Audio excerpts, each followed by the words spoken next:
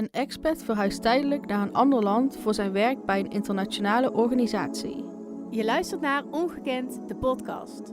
Wij mogen luisteren naar de kant van de migrant met hun ontroerende verhalen en inspirerende ervaringen.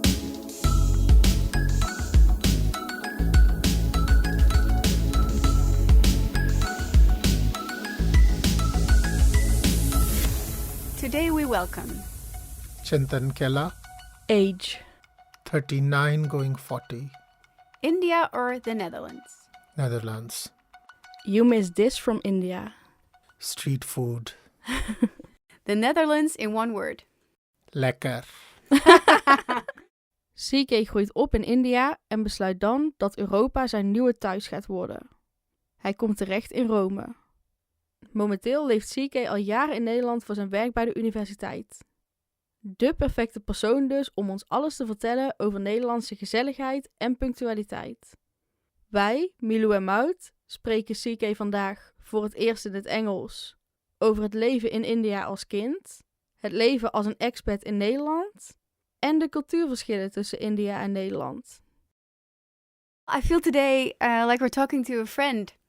I visited you a few times in Tilburg at the university and we drank coffee a few times and we connected instantly. And I personally believe that you have a beautiful story, so warm welcome to you, to CK today. You're a migrant. Yes. You're a man of color. Yes. You're gay.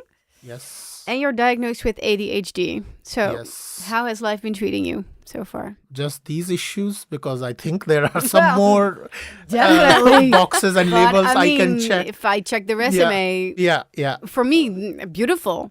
But how is that for you? The things that I experience as a person of color, they are different than Caucasian person would experience. I haven't had experiences that have been too bad, but you do see certain things happening in a subtle manner. And at some point, some of it gets exhausting. For example, on dating apps, I have seen a non-person of color, at least they get a chance to present themselves. And even if they are rejected, the rejection reply is very different. Like what? The other person would explain, hey, sorry, but it's not a match, but good luck with it and something. But when you are a person of color, it feels that you are not really from this society and hence I don't have to be civil to you. How did you make these measurements? How do you know how they get treated?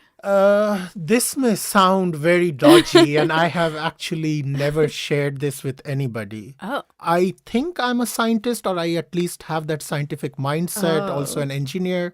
So I believe in data. And it is by creating a fake profile with, of course, using a fake picture. Well, I mean, who hasn't done that? Yeah.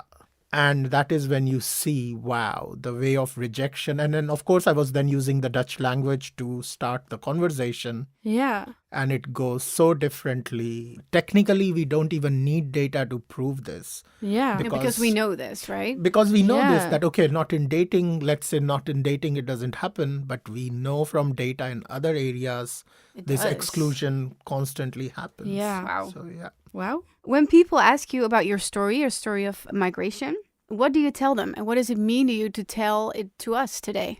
Well, when I moved to Italy and there they would ask my story of migration, then my answer was usually, of course, sarcastically, but I would always reply, oh, I came in a boat. Yeah, you told us. Italy was something that happened to me because I wanted to be in Europe and I was not that picky. So, Okay. yeah, I knew a bit about Italy and like the world. I was charmed about it, but it was never like, oh, I want to go to Italy. Netherlands is something that I wanted to be here. So this is like a very conscious choice. And then that's also why I feel more at home here. To sum up your story, you first came to Italy and from there you came to the Netherlands, right? Yeah, that's correct. And you didn't come by boat. No, and I did not come by boat. So your journey was not a refugee story, it's a migrant story, right? Definitely not a refugee story. And even if I go by the technical terms, then I am an expat because I came on a work visa, on a knowledge visa. Exactly. Do you ever aspire to get the Dutch passport also? Yes. Why? Why? to feel completely at home. To feel, but also why? To have a sense of security, because there is always this sword hanging. I consider this as home, but this place doesn't consider me Right. at Yeah. home yet. All right. For almost 5 years, you've been living in the Netherlands now, working as a lecturer at Tilburg University first. And 2 months ago, you switched to Rotterdam University. And you told us that you would like to discuss the concept of exclusion with your students instead of what inclusion means. Yes. Why is that? I had heard about these terms when I had started working at Tilburg, but my research that I was doing before joining Tilburg also was looking in form of exclusions that was happening in India. But as I was researching it and processing it, I could see that these differences were happening.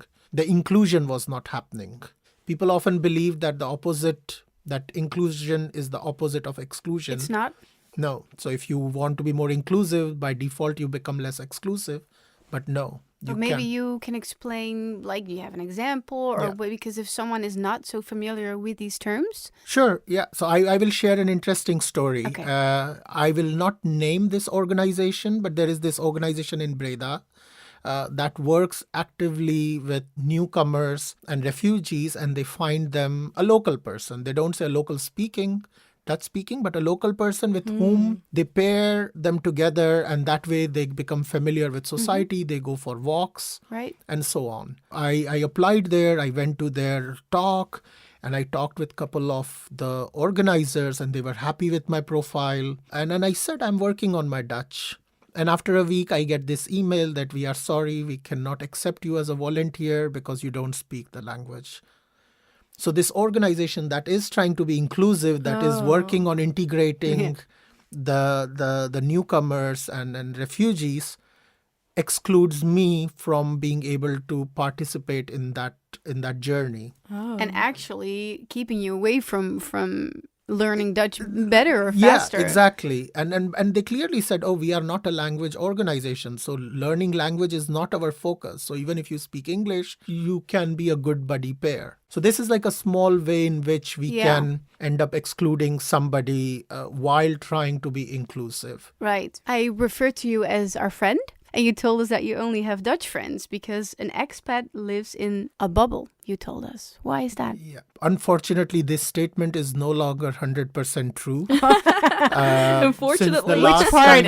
Since the last time we met, I do have a couple of friends who are also expats. But what I meant with that statement was that usually within the expat community, there is this tendency, initially when you cannot have local friends, you try to join certain expat groups, expat associations, events, and then you end up being friends with them. Yeah. Then that becomes the bubble.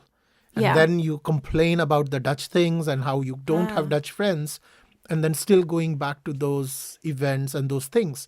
And I have nothing against those events. They are helpful, but that was never my approach. So when I had moved to Italy, language was a big barrier there. And I had these people who could speak English a bit, but the focus was to try to be as local as possible. You mean for you or for Italy? For myself. And that is what then happened there. And I kind of like that. I cannot be living in these two worlds of still feeling that I don't belong here and then trying to belong here. Is that what's happening with some expats? Like they're living in two worlds? I think so. Either they are forced to or they choose to. They might have more business, they might have more friends back in their back home country or in the previous country that they lived in. I was consciously forcing myself to be here. It was a conscious choice, a conscious decision. And then thankfully I did meet some local Dutch friends. And then once you enter that network, then it becomes easier. Right? When you take the first step probably. And then is that true? It is in a way true, but it is a tough circle to crack into. Why? So my theory, I might be completely wrong here, but my theory is that Netherlands is a small country. You study together, you become friends with people in your high school, and then you go to university, which is 1 hour away. And most people come back on weekends. And when you come back, you meet the same friends. Right. So even during the university period, you don't lose contact with these friends. And in that circle, I believe the Dutch friendships are quite rich. People really do pay attention within their friend circle. So the intimacy, the concept of gezellig, and being fully there, also separating the work and private time. So all of this makes friendships that they have quite stronger. And then there are their ways of doing things. They have their Wednesday board game night or events once a year, meeting old friends and even going together on trips. So when this new person comes in, you don't want to disturb the dynamics of this group that is like a sacred circle that you have. What about the perspective of a Dutch friend? Are they open for you? Or? So they are open, but they will not mix you with the other group. So what happens is you make one Dutch friend, right, and you have only one Dutch friend. You never are able to access, like I have all these friends.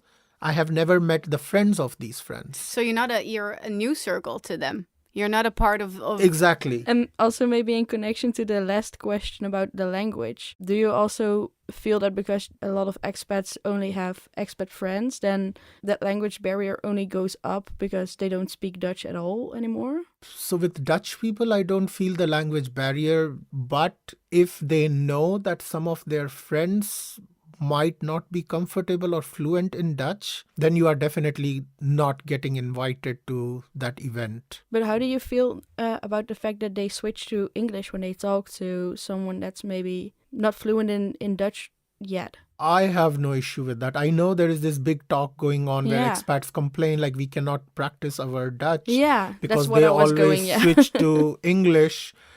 I like fast communication. So for me, if somebody switches a language and finishes the talk, I have no issue with it. So you were born in India almost 40 years ago. Yes. How is that like? Can you share with us how it's like to live in India as a child? I had quite a decent childhood. I was a happy kid. I went to a Catholic school, English-speaking Catholic school. So my education was entirely in English. So yeah, growing up was quite normal, quite okay. I found this love of reading a lot. And I came across these British books of hostels, like boarding schools. And I would read that and I started to imagine the life of living in a boarding school. And I was very charmed by it. I wanted to be away from home. So since then I was like, okay, I want to be in UK. I always felt that I did not completely fit in India. And that was not because of the sexual orientation part, but the way in which I do things. I still think I am usually very punctual. I try to reach before time somewhere. And that is unusual in India, for example. So I was odd one out for that. Or the way I would like my day to be structured. There, people are way more social than I like. So that is where I feel more at home in Netherlands, because it's like, yes, I need my space. I need my privacy. I need my distance. I prefer punctuality. I like things to work. I see what you mean. Yes. So if I meet a kid who is 6 or 10 years old who lives here or who lives in India, what would be like the biggest difference between them? The biggest difference would be the kind of stuff a 6-year-old kid would have here compared to India, and the kind of exposure this 6-year-old kid would have compared to India. Exposure to the world. Oh. So, for example, an Indian kid would have seen only his mother's hometown for every summer holiday. Or if the parents are quite well off, they might have traveled a bit here and there. But that's it. But that's it. The kid would not be exposed to trying out different stuff unless the school asks for it. So not naturally. Okay. Here, a 3-year-old kid is put on this bike and the father holds him by a jacket and drags him and crosses the street. This mindset and the growth is very different. Yeah, it's really different. This results in an 18 or a 20-year-old Indian teenager or the young adult has still way less experience of the world and way limited worldview than here. In India, you're born as part of a religion always. Yeah. When you travel to India, you also have to fill in a religion on the visa. even when you do not believe at all in anything. And you are born a Hindu. Yes. What does that mean to you? To me, Hinduism is the set of practices, some rituals, but more of the philosophical insight that it provides. And that is what I like to take out from it. So, for example, people often confuse the concept of karma. They think karma is something sort of a revenge. I think that's a joke around karma. That's right? a joke around karma, but that is what they believe. If you do good karma, Yeah. that means something good will happen to you. Yeah. But that's not what karma is, actually. It is in connection to Hinduism still. It is in connection to Hinduism, yes, very much. But karma basically means job, task. Oh. So you have to do the task that you are supposed to do on this earth. There is no the good coming back to you. The reward part is not there. Oh, so like your soul's purpose. Your soul's purpose. If your role in this world, your destiny, if you would call it, is to be a butcher, you have to kill animals. Yeah. And there is no negative karma happening to you. And what does happen to you if you're then not a butcher? Then that's bad karma. And then, people can believe in the punishment or reward system. Oh. But I believe in a mismatch is then what would happen is that your soul is not comfortable because you are doing something that is not right for you. So do you also still practice Hinduism today? I liked the philosophy of it, but not actively. So at the moment, I consider myself more agnostic. I love some principles of Hinduism, but also from Buddhism, from Islam, Sufism, even Christianity. So I take them as guiding principles and not necessarily the dogma it comes with and the rituals it comes with. Yeah. So, yeah. So now we're going to talk about the most obvious point of inequality in India. Het kastenstelsel, the caste system. Yeah.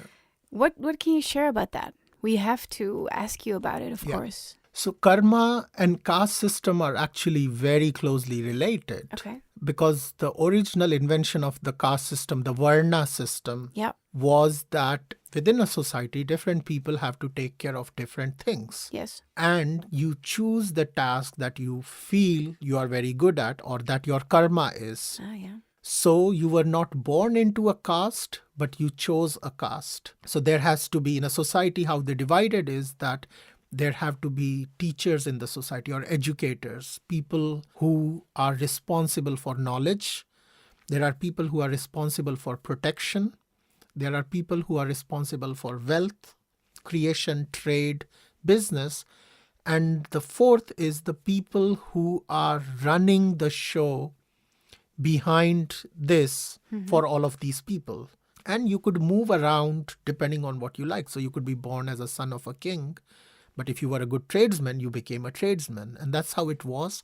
I'm not clear what happened in history, but at some point it started that you started to be born in a caste. And I am assuming one king had this thought that, if my son is going to become a sewer cleaner, that will be a shame. So I think that is where then the rules started to change, is that whatever your father did was what you did as well. And that became your caste. And that became very static. You could not move. Yeah, exactly. So even if you are not good at it, you could not move. And the drawback of it happened for this fourth caste especially. And slowly they started to get excluded because of the nature of their work. And at some point it reached to the level of untouchability. They would be like, you touched this dead body or you cleaned our toilet, so you cannot enter this space which is clean and purified. And that became this systemic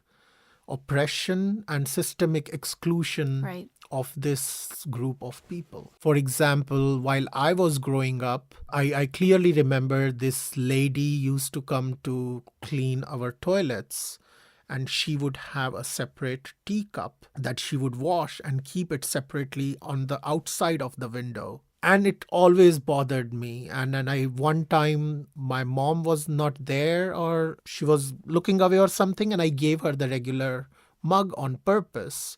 And this woman would not accept it because she knew that this is wrong. And it just boggled my mind. It always remained Yeah. weird. Like an example. What is this? Like I could not, I needed a rational answer Yeah. for it. And there was no rational answer at Did that you point. ever find that? No, the answer that would be given is like, no, this is how it is. It's untouchable. You don't touch it. Is it like a theme for Indian people? Like we want to get rid of it, or is it like fully accepted? Or So these things are no longer there, or they have reduced a lot. like that extreme? Yeah, that extremism has reduced. But Okay, what good. I read from the news now is that in US, in the tech sector, there are a lot of Indians. Mm-hmm. And there the caste is playing out in who gets a promotion. Oh, wow. So in India, it is still there in small towns, I think, and with less education. Yes, for sure, it is there. Okay. But it is not as prevalent As we might think. You've also said that one of the saddest differences between India and the Netherlands is how a sick person gets treated in their last weeks of their lives. Why? Yeah. So in Netherlands, euthanasia is allowed and it's legal. Right. And that concept, I think, arose from the concept of palliative care, where if the doctor felt that the treatment is not going to work, Right. they would ask them to Yeah. take the individual home. And this was prevalent in other areas also, with cancer, with Right. any kind of It is. other diseases. While in India, a person's life is still considered as very precious. And this relationship that the children have with their parents is also something that a child would feel very guilty if they did not do everything that is possible within their reach for their parent or whoever this other sick person is To keep living. to keep Yeah. living, and they don't let it go. The drawback of that is that there is no concept of palliative care. So Right. people end up dying with tubes in the hospital, Not in their homes. not in their homes. You got engaged twice, married once, and divorced once. How did that go? Oh, it was amazing. It was so much fun. Yeah, I had all the nice costumes and a big party. So that part was the fun part. To be clear, you got married to a woman Yes, I was married to a woman because you had to. because I had to, and it was not necessarily, yes, there was external pressure in a way, expectations from society, expectations from parents, but inside you also, you are not very clear about the orientation at that point. Mm-hmm. So this I'm talking about 2006. And that is when the movie Brokeback Mountain was released. Is it that year? It is that year. Ah, okay. And to me, it is a very beautiful, Yeah. touching love story. Wow. Yeah, beautiful. But it was also the first time for me to see something and to see that, oh, a relationship, a loving relationship is possible between two men. And when I did see that, then I was like, okay, but that is not going to happen here. I will not be able to find somebody who can reciprocate like this. So you try to suppress that. So though even you are aware of your orientation, you That's still horrible, think right? it is, you still try to see if you can make it work. Oh. So, how is it like to be gay in India? Is that a social problem or no problem at all, or a family thing? Again, to classify India into one box would be difficult. Okay. And I'm not living there since 10 years, so I don't have a real idea how it is now. But how it was for me was, I knew quite early on that I don't think I'm straight, but I was never bullied myself. So society views it in a very neutral form, actually. And also a very interesting thing many people don't know is that in India, we have 3 genders officially: Oh. Which ones? male, female, and other or transgender. So I think overall as a society, it has been always tolerant. It is more like, okay, we don't have a right to say what you do in your bedroom. In India, in general, that has always been very private thing, even between straight couples. So for example, a straight couple in the past would not be displaying affection in public, holding hands or kissing. That was not common there. Talking about sex was not common. So then it didn't matter whether it was gay sex or hetero sex you talk You about. just don't talk about You it. just don't talk about Was it. that like a shock to you here?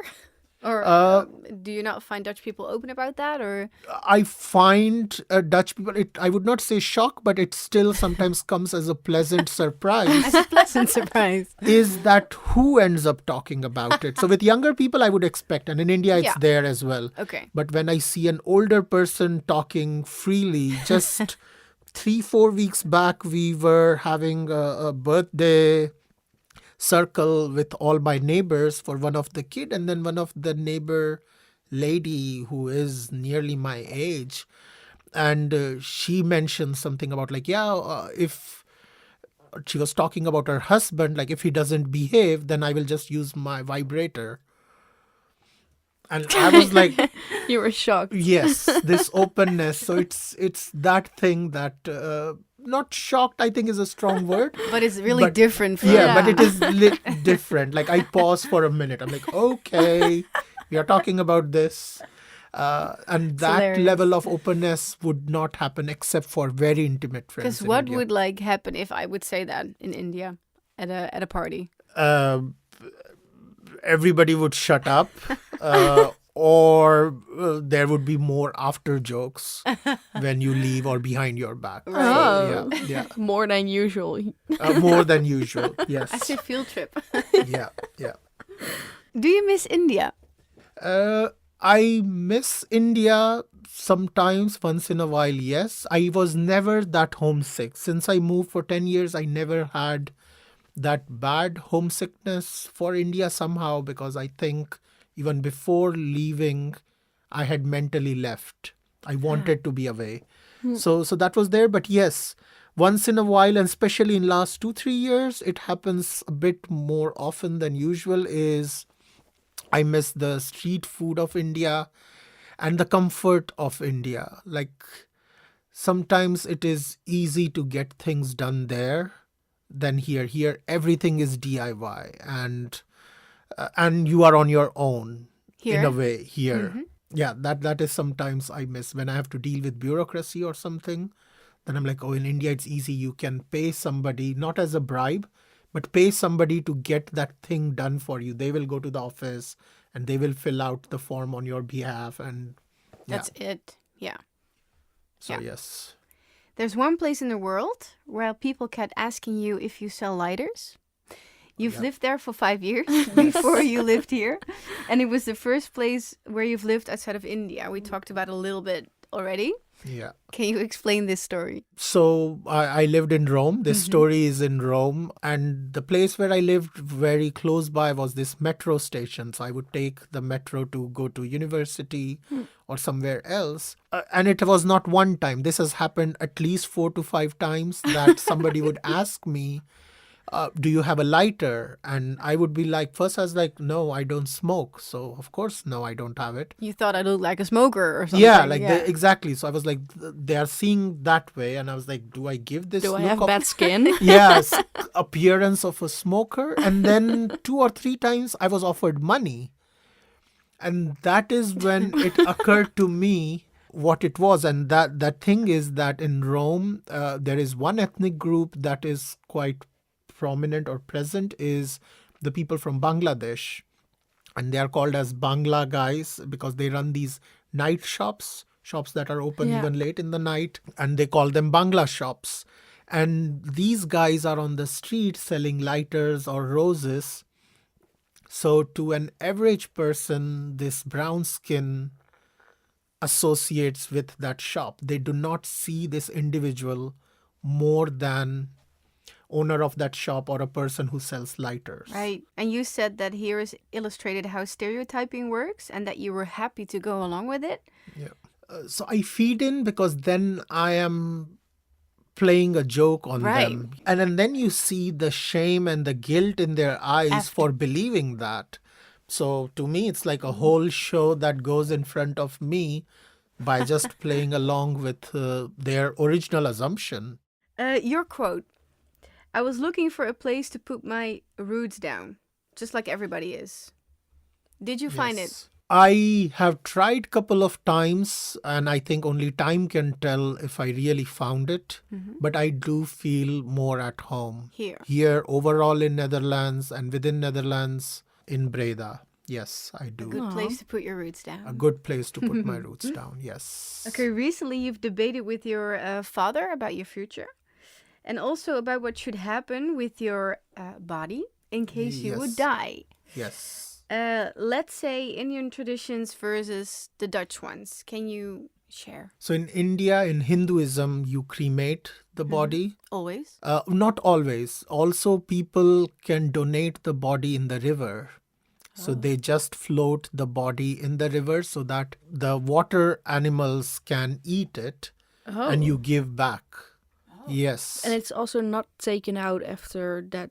A dead body is put in. So you don't put a live person in the river, you put a dead body. Yeah, but... Yeah, but that just... So sometimes you just see them floating by. Yes. Okay. I think during COVID period, that was the image that got out there. Like with the white... Yeah, so you tie the body up ribbon, in the fabric. Cotton, something. You do that so that the fishes and everybody can eat off your body, and that way you give back. Okay. That's a nice message. Yeah, so it's a good intention. So these are the two practices in Hinduism usually. But because of this, the family believes that you have to be cremated and your ashes have to be thrown in one of these holy sites, for example, the Ganges River. And if you don't do that, then your spirit is not liberated. You don't achieve moksha, which is not same as nirvana, but a form of liberation from the cycle of birth and death. So you will not be reincarnated anymore. So for that, if you are in a foreign country, the family will fly over to collect your body, bring it back to India, or if there are crematoriums abroad, to carry out this funeral and then take the ashes back to India and all of that. I can only imagine how much pain and trouble the family has to go through on top of losing you to carry out this whole process of recovering the body. This body flies in a plane. Yeah. And you have to put it in ice and everything that goes around it. To me, it is just not efficient. But for your father, that was a completely different story.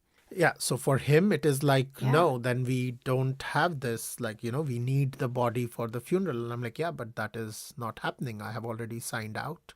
And then you kind of agreed to disagree, you and your dad. I said, like, yeah, you don't have a say in this. So it is like this. Yeah. Yes. Wow.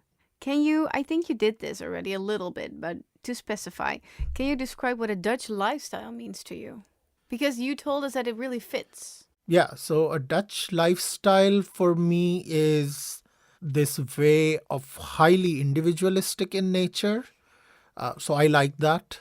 I like my space. I love the concept of the punctuality, the directness. There is no in-between or having to read between the line kind of things that happens. Another thing I like about is the commitment.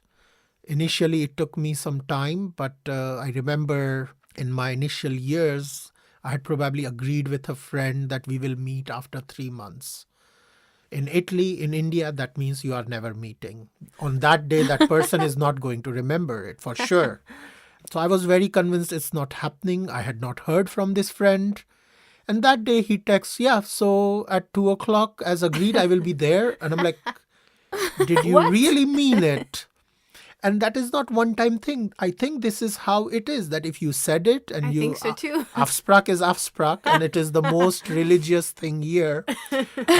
And now I subscribe to that. And it's also not that they always remind you on the day. They're just there. Exactly, because It's really afspraak is happening. afspraak. Yeah, You it made is. it, so what do you mean it couldn't happen? You Yeah. know, it's that like for a Dutch person, it would be like, what do you mean? Yeah. There was some other possibility, like I said, I'll be there. Yeah, so I will especially be if you there. have written it down 3 months ago, then what could have gotten in between? Oh, in India and Italy, a whole lot of world can happen in between. Yeah. I think same story for being late, right? For being on time or being late. Yeah. For Italian people, completely different story. Same India, like India, Italian, it's very common, very normal, and And also gezellig, right? Also, The Dutch lifestyle is also gezellig, right? Dutch, yeah, some of the Dutch things are definitely gezellig. Yeah. Not everything. I have not learned it to appreciate it in every form. I'm learning. I will not say it's not there, but rather I am not seeing it yet. For example, having same flower pots on a window can be gezellig. Oh. And I could not see it until one day it happened to me, and then it was like, now I get it. Why people have symmetry and why it's So it's I think my perspective that has to grow towards it and get it. Yeah. Yeah. From migrant to migrant, what would your advice be for a migrant who comes to Western Europe to build a life here? Do you have a tip or advice? Ooh. A small tip, or at least something that I have actively followed, is remember why you came here in first place and remember why you left your previous place in the first place. And I think that thing helps you to be more realistic in your perspective, that though it gets difficult here, and it will get difficult here, you came here for the other good life or whatever the aspirations were that this place provides.